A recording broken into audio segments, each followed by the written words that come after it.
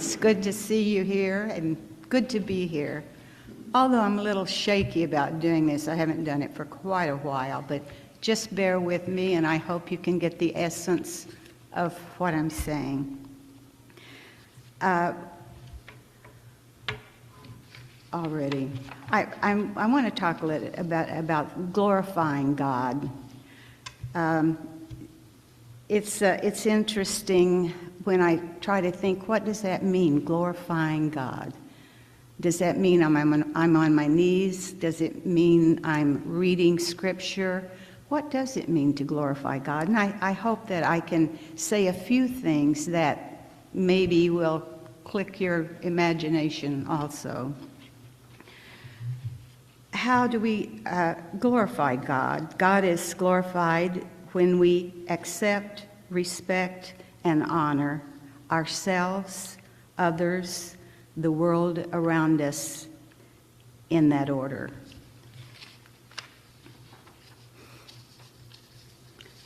I'd like to talk a little bit about accepting ourselves. It's hard to sometimes love others, even love God, if we don't accept ourselves for who we are and be thankful for who we are. I discovered I needed to look out of myself, get out of myself, and look at so many different things in our world, our friendships, our beauty, just so many things that we can stack up to glorify God as He, I guess, is glorifying us. I didn't think to ask about that question. Some things that are pertaining to me that I have discovered through the years. And one thing, I discovered that I could be a better wife and mother if sometime during the day I stopped and I was just quiet and I would get myself back together. And I know I became a better person for my children, my husband, and I glorified God because I took the opportunity to do that. In my life, I had to experience some maybe interesting things, maybe terrible things. I haven't put a label on it yet. But one thing, I experienced a divorce. And the divorce was from housework. I also, you'll have to excuse me if I'm slow, I also had an experience with AA, and I suppose you know what that is. And for me, it was an attitude adjustment. I had to change some things in my life for it to be, I think, what God intended. I was talking to my mother-in-law, Margaret. She's no longer with us, but we were just talking to each other about, what was going really well in our life, what wasn't, what was wrong with us, and what was okay with us. And we really both just started laughing because we had one thing in common. We were both recovering perfectionists. We both realized that's exactly, we were recovering perfectionists. And that helped a lot, to have someone that you could be talk to and be honest about in your life. God is glorified when we are good to ourselves. When we take care of our body, our mind, and our spirit, when we accept ourselves as being a worthwhile child of God, when we are in a condition to love ourselves, we are fully free to love others. But loving ourselves is, I feel, very important to get us to the point to truly love others. Okay, another page turn. When I was working for my degree in counseling at Graceland, I was particularly drawn and enamored by a man by the name of Carl Rogers. You may have heard him. Mr. Rogers believed that all people are basically good and have a built-in motivation to develop their potential to the fullest extent possible. And according to Roger, I'll tell you in just a minute. Okay, according to Roger, each of us values positive regard, love, affection, attention, I'm sorry, I'll skip that one. We also value love, positive self-regard, self-worth, self-esteem, and a positive self-image. And Carl Rogers' description of a good counselor was the qualities, I believe, is expected of us to try to find Christian principles and model our lives by that. And the second thing, ability to feel what others feel, to just sense what people are feeling and what's happening in their lives and how good they feel, or if they're feeling bad, why. He described good counselors have qualities and belief, and they're expected to try to live Christian principles modeled by Jesus.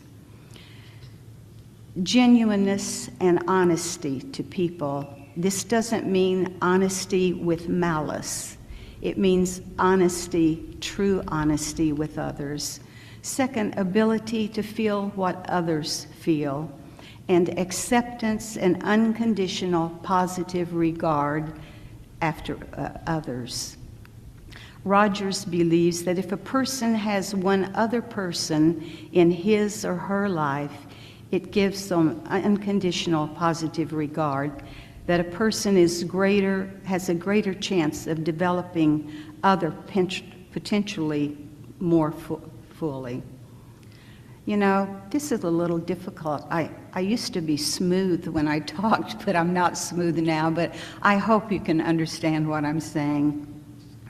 2 years ago, before I retired at my job at Graceland, I had a privilege of interviewing a young man from California. And he had lived a rough life. He was in a gang, I guess a gang banger, and I don't know for sure what happened in his life, but he wanted to change his life. And so he came to Graceland. He was, I'd say, founded by Don Ivins. I think many know Don Ivins, but he became acquainted with this young man in the depths of some of the difficult places in. Does anyone ever forget a word they were going to say? In California, thank you. And this is when Don was under appointment. In his special way, Don had gone beyond the exterior of this young man and truly saw that in his heart he was ready to make a change. And Don worked with him so much and gave him love and caring and information and just did so many wonderful things that kept this young man on the road that he was on to changing his life. By being with him for a period of time, the young man began to feel that maybe he was a different person than he had been. And I interviewed him several times because it was my job to determine, not to just say, you can come to Graceland, but it was my situation to determine, was he ready? Was he ready to move ahead and find positive things in his life? And Don was with him all the way on that. He was called a marginal student very marginal, I will have to say. He didn't meet all the criteria necessary to enter Graceland. After meeting with him and hearing his story about how he was going to turn, or was turning his life, I decided I'm going to accept this young man to come to Graceland. And I'm happy to report that, and this happened several years ago, but I'm happy to report that he finished Graceland, and the last I knew of him, he was becoming an attorney. And there's nothing more thrilling than be able to help a young person find who they really are and know the direction that they might go. We need to be generous with others. We need to love from our soul, not just from our head, but from our soul. We need to accept people and love people and give them chances and give them opportunities and maybe even show them how life can be different. And that doesn't only mean individuals who are maybe living on the street or are living at it can be us. It can be one of us if we aren't careful with how we live and what we think and what we sow. Hopefully to do the things that will strengthen us in every way of our life. As we consider how God is glorified, we can't ignore the world around us. We've been given a beautiful world with resources to make our lives comfortable, convenient, and satisfying. We have all been appointed as caretakers of this precious and beautiful, balanced planet. We are each called to do our part to preserve and share what we have been given. I believe we are each responsible to identify how we can do our part. It may be deciding to do a better job of recycling, or what you do with your trash, or well, I remember I was with a friend in her home, and we were having just a nice talk, and there was a little bug that crawled across her table. And she immediately ignored me, which was fine, but she got a piece of paper and gently slipped that little bug onto that paper and walked outside and shook it, hopefully back to its home. And I was pretty well amazed with that, because I also knew she took, when she had, I can't think of the word. You know, I'm old. You know how you learn words just out of nothing? But you put them in traps. What do we put in traps? What?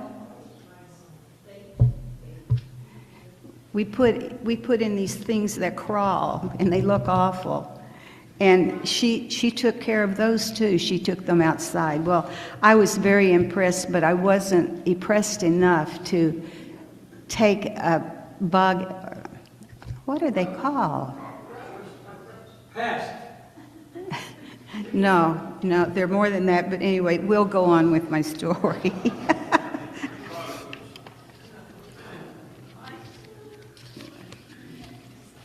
I ran across a peanut cartoon the other day that I really enjoyed, and I thought it was appropriate for our topic today. Linus, observing a baby crawling, said, "How long do you think that it will before Sally starts to walk?" And Lucy said, "Good grief, what's the hurry?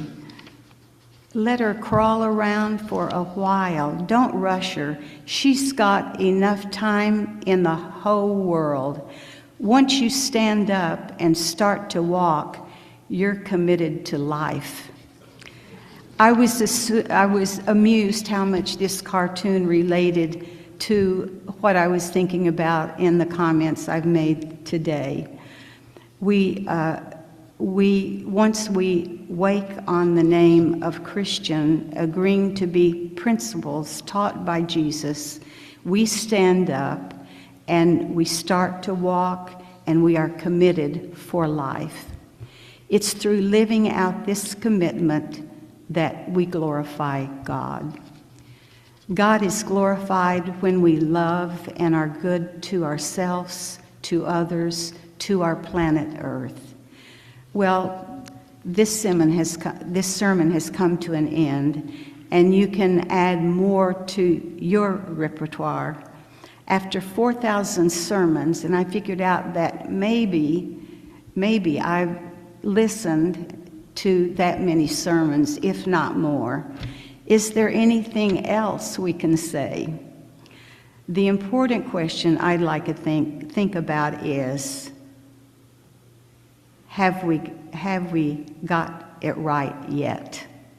So let's think about that. Have we got it right yet?